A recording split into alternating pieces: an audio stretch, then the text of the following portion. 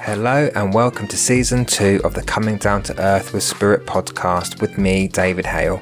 Like with Season 1, we will continue talking about all things spiritual in a real and down-to-earth way. So I hope you can join me on my podcast journey so you can learn from my own spiritual journey and experiences with spirit in order to help you on your own spiritual journey and development. So join me now as we get into this episode. Well, hello everybody. Welcome back to my little podcast. Thanks very much for joining. And in this episode, we're going to talk about a topic which I've been thinking about doing for a while, but then also one of my lovely followers also suggested that I do it as well. So the topic we're going to talk about in today's episode is confidence, and not just confidence as in needing confidence to work as a medium, but just talking about confidence as a human in general. So I hope that for those of you who do have confidence issues, not necessarily a naturally confident person, I hope you can take something from the episode. And I also hope that those people who are mediums on their mediumship journey, who do suffer from confidence, hopefully you'll be able to take something from the episode as well. So let's get into it. And I thought what I would do is to kind of split the episode into two parts. We'll talk about confidence in general, and then we'll talk about confidence or needing confidence in mediumship. Now, some of us, and I include myself in this, are not born naturally confident people. And there are people out there who are naturally confident or who come across as being naturally confident. And, growing up as a kid, obviously, I would look at other people who were far more confident than I was. And I would sometimes look at them and I would wish that I was more confident, because I was not a confident child whatsoever. I was very timid. I was very shy. I was also very small, as in stature. I was very skinny, which other people would delight in telling me. So I was bullied as a kid. I had goofy teeth. Didn't consider myself attractive or intelligent or any of those things at all. And I was very insular. At point, I wasn't an extrovert as a child. I wouldn't even consider myself an extrovert now, but was not an extrovert as a child. I kept myself to myself. In fact, when I was at school, in high school, I received, you have the end of year awards and that kind of thing.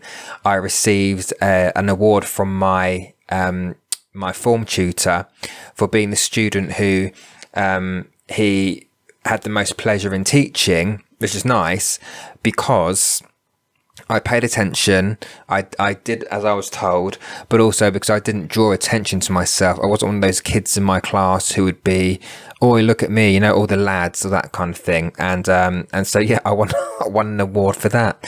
And when that award was called out, I was highly embarrassed and I probably went bright red as I went up to get my award as well. But that's what I was like as a child. I was very shy. I was very embarrassed about number of different things. In school, I would never put my hand up to answer a question which a teacher asked, because one, I was afraid of getting it wrong, and number two, I didn't want people turning around to look at me as you answer the question. And there's lots of those times where that happened, where the teacher asked the question, I knew the answer, I didn't put my hand up to answer it because I thought, well, maybe I'm wrong. And then someone gives the answer that I was going to give, and they were completely right. But still, I still never, although I might have thought I was right, I still never put my hand up. So I was that kind of kid. I was very, very shy. Even with my gymnastics, I have mentioned it before on the podcast, but as a kid going into my early teens, I was a competitive gymnast. And on my very first competition that I ever did, it was on Mother's Day, because I remember my mum and my stepdad were in the audience. I think it was in Peterborough or somewhere like that. And I did the floor and I did the vault, as we called it then. Some people call it the horse, but we call it the vault. And I won gold on the floor on my very, very first ever gymnastics competition. And and I did more competitions. I did competitions as an artistic gymnast, and also in sports acrobatics, where I worked with a partner, and it was with the partner that we won the national championships. And I was 13 or 14. But even though I had a short gymnastics career, it was something that I was really, really good at. So you would think that going into each competition that, you'd have that confidence, but I didn't. My mum reminds me that before every competition that I did, I would throw up because I felt so nervous because I wasn't confident necessarily in my abilities. And it was even the thought of going into the auditorium, that sports centre, whatever it was, and having people look at me as I'm doing my gymnastics on the floor to the judges and that kind of thing. So that would always make me nervous as well. But yeah, and even today, I'm not the most confident person. I'm that kind of person who would rather text or email someone rather than have a conversation. Not necessarily with friends or family, that's a bit different. But if you've got things to sort out, you've got meetings to sort out, you've got to call, I don't know, a utility company because they've given you the wrong price, they've charged you the wrong thing, or whatever it might be, I'd rather text them or email them because it's just more comfortable to me. But I'm one of these people as well who's very good at giving advice to other people and saying to them, right, you need to sort them out. You need to ring that person and tell them. Whereas if I look at myself, I would rather not do that.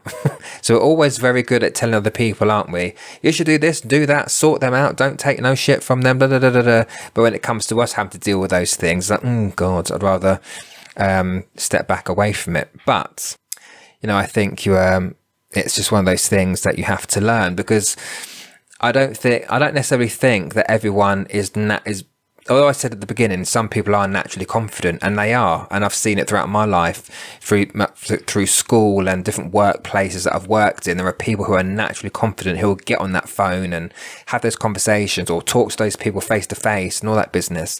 And some of us are just not naturally confident at all. That sometimes it's a thing that we have to learn. And it's, for some people, confidence is a skill that you have to learn, you have to build upon to make it stronger.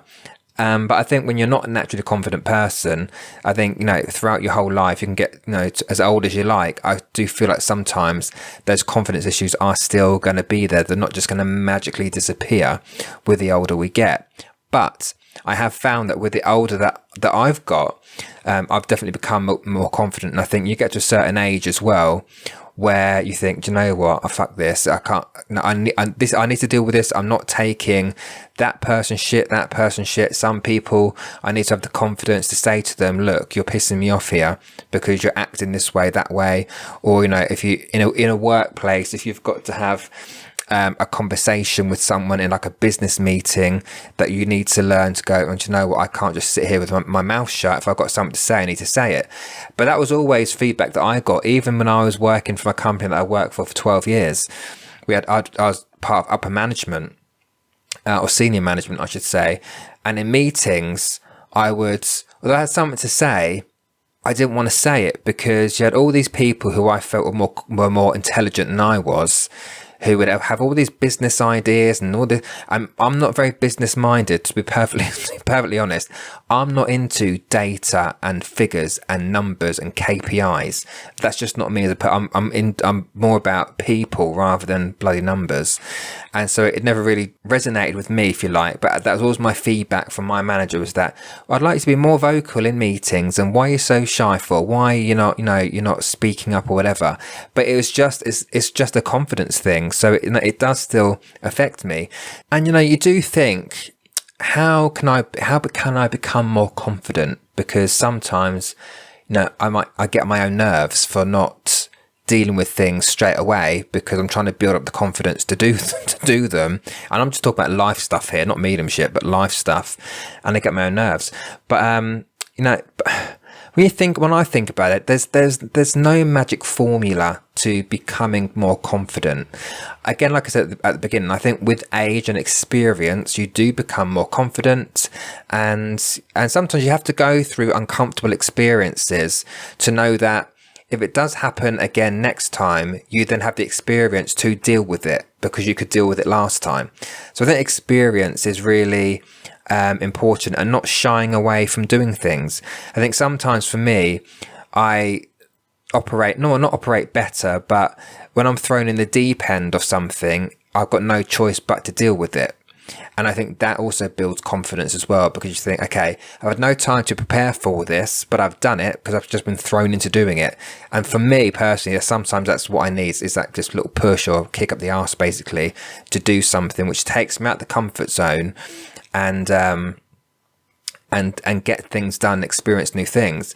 And talking about comfort zone, I think that's also something that can build confidence, because I read a quote a long time ago, and it's always stuck with me.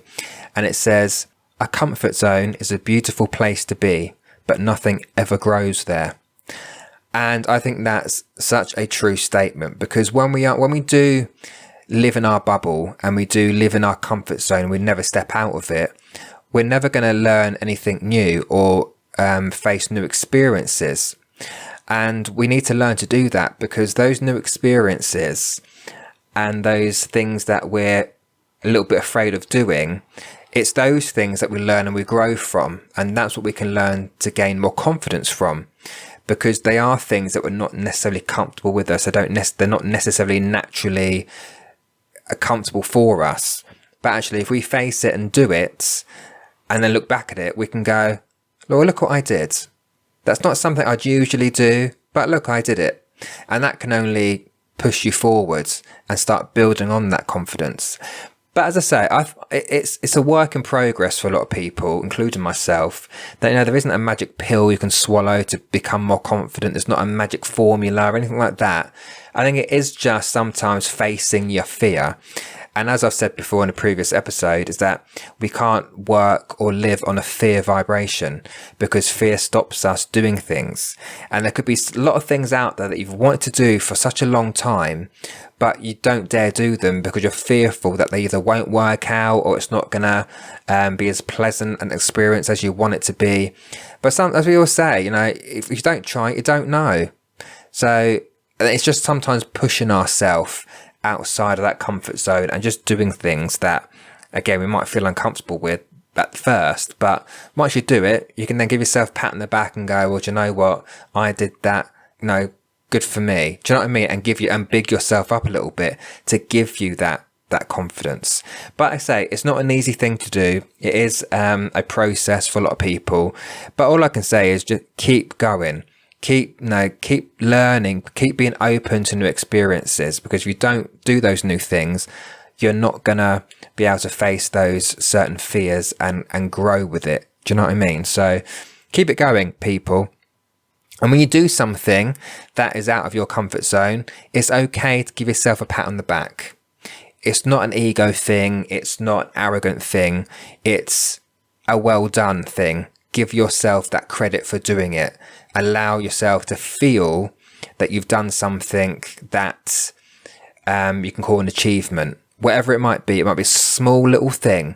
Now, I always go back to the analogy of, if you're someone who doesn't like to go outside, has that maybe a fear, and I think it's agoraphobia, where you don't want to go outside, you'd rather be comfortable in your house. If you're somebody like that, for example, even if you open the door one day, the front door, and just look outside, that's a step in the right direction.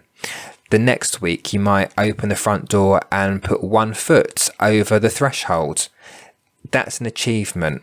And keep building up to that, and keep building your confidence with it. And again, it's those little things that you might be uncomfortable with, but little steps can build up to something big at the end. So, do it, he says, taking my own advice as I'm talking about it. But let's then move on to talk about having confidence in mediumship, because I know that people out there who are starting to learn about their spiritual selves, are on their own journey to becoming mediums, will hopefully appreciate what I'm about to say and will resonate with what I'm about to say about having confidence in mediumship. So I wonder how many of you listening to this who are developing as mediums are affected by a lack of confidence. But the good thing is, 1, you're not alone, and 2, it's perfectly normal, especially when you first start developing as a medium. Because with mediumship, you need to be able to trust yourself enough, and I've talked about this in a previous episode.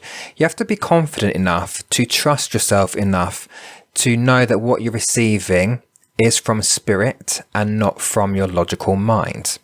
That's a process in itself, which is probably for another episode.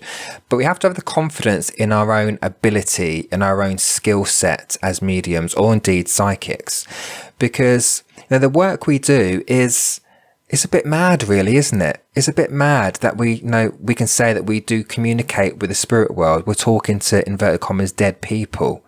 So because there's not necessarily a manual for mediumship, unlike, if you in a normal job, again, inverted commas, you might have a manual which tells you how to do your job, and the more you do that job, the more you're confident in it, and it's explained. You know how certain things work.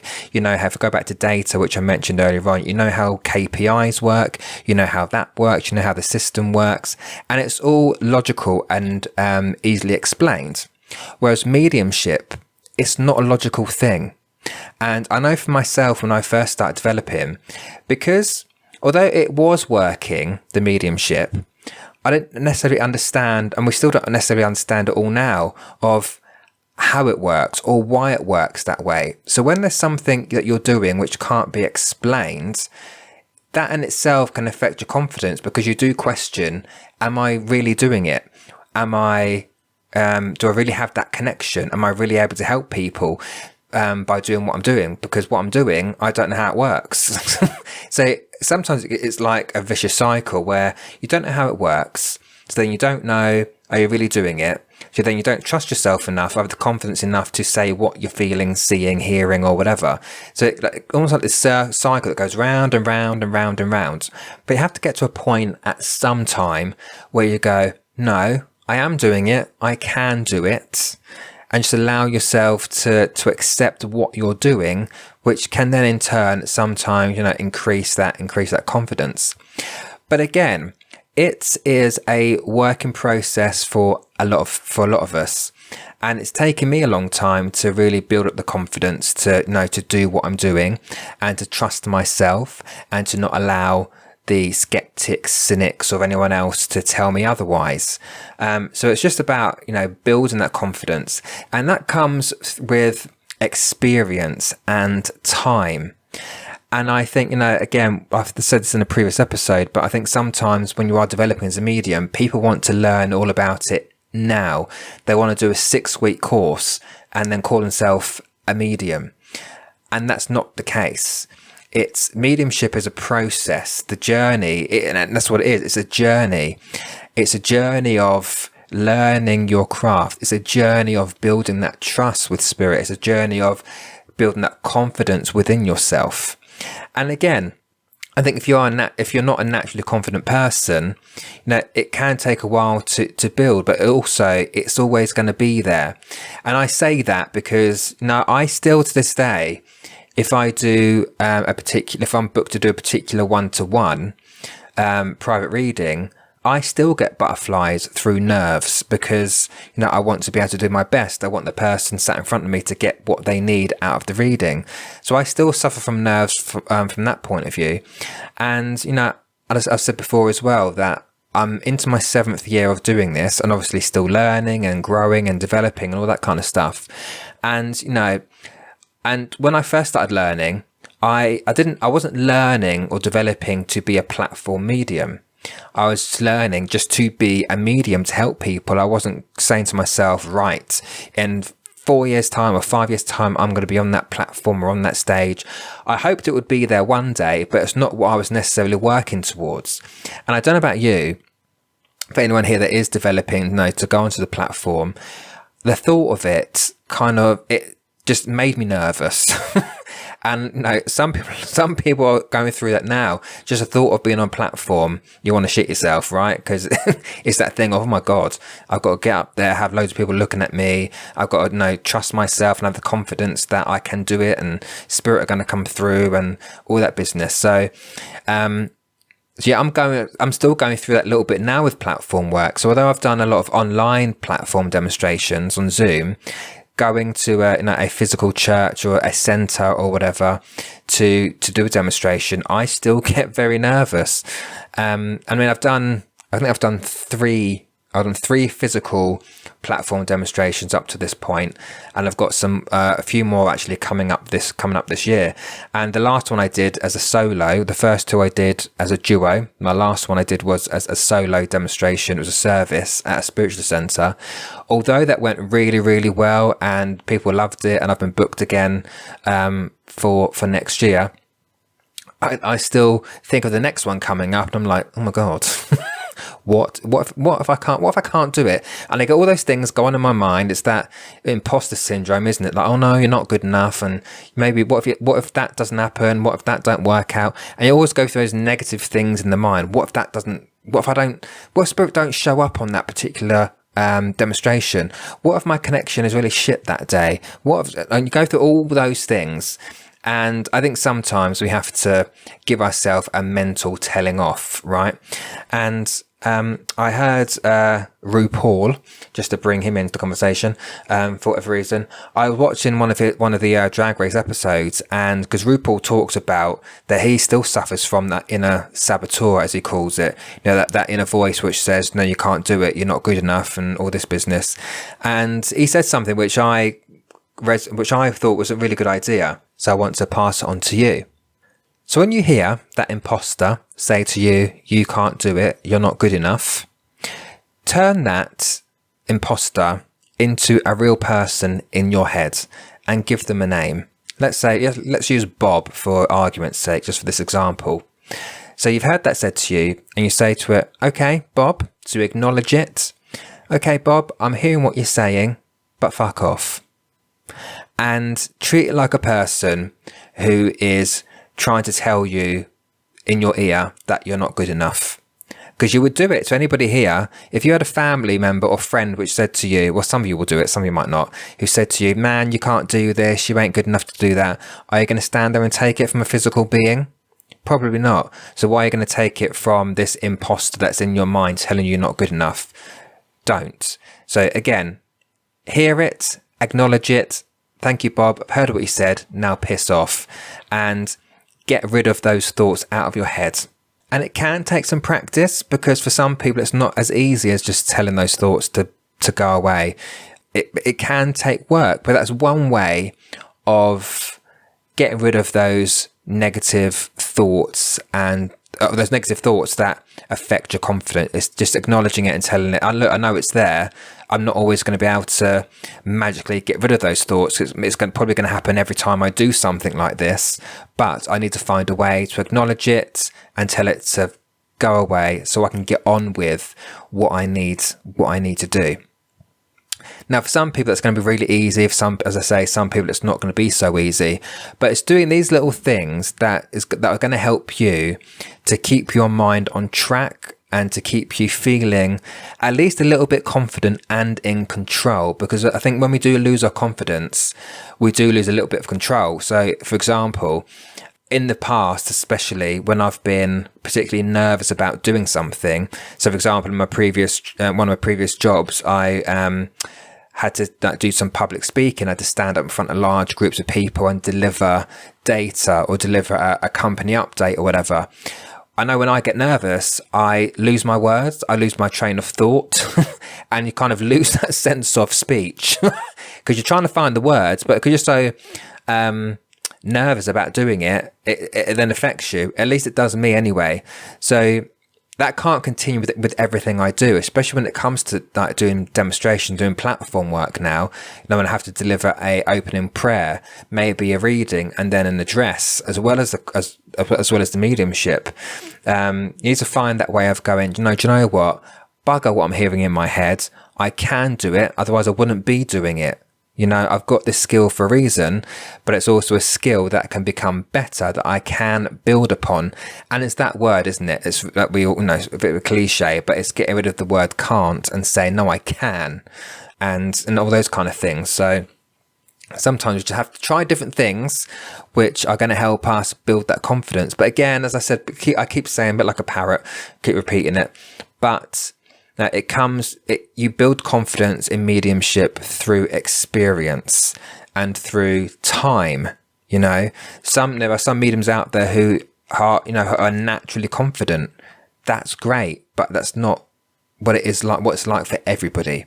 So we still need to work on it, to build on it. And again, the reason why it's important to find ways around tackling it is because for a lot of us, there's always going to be times where you are going to be nervous. You may be nervous for every single platform demonstration that you do, but that's just you and who you are as a human. It doesn't mean you're rubbish or you're bad or you haven't got the skill. You definitely have. It's just you as a person, you're not naturally confident, but that's okay. That's all right. But I do feel, that it could be a positive thing, because I think it also keeps you grounded. If someone is always highly confident, you could come across as being quite arrogant and egoic, right? But that's not always the case, though, because I know some mediums who are very confident in their ability, but they're not egoic or arrogant. They're great people, but they've just learned over time that they trust themselves. They trust themselves enough to do this work. They know the skill they've got, but that's taken them time and patience and experience to get to that place. So don't beat yourself up if you think, oh God, I should be more confident or whatever. Again, it takes time to build. But again, remembering you're a human. So sometimes we are going to have those occasions where we're not feeling so confident. We are a little bit nervous, and that's perfectly normal. Now, the other thing I would say in order to build your confidence and to work on your confidence is to do not compare yourself to other mediums. And you'll hear this said quite a lot by other mediums as well. Please do not compare yourself, because I've been there where I have compared myself to other mediums who are on the development journey, and I saw what they were doing and how they were working, and I was allowing that to affect my confidence and allow myself to listen to that inner saboteur, that imposter who said, well, you're not as good as them. They're doing that and you're not doing that because you're not good enough. And it wasn't necessarily the reality, but it was just how I was feeling, because I was comparing myself to someone else's journey, to someone else's development.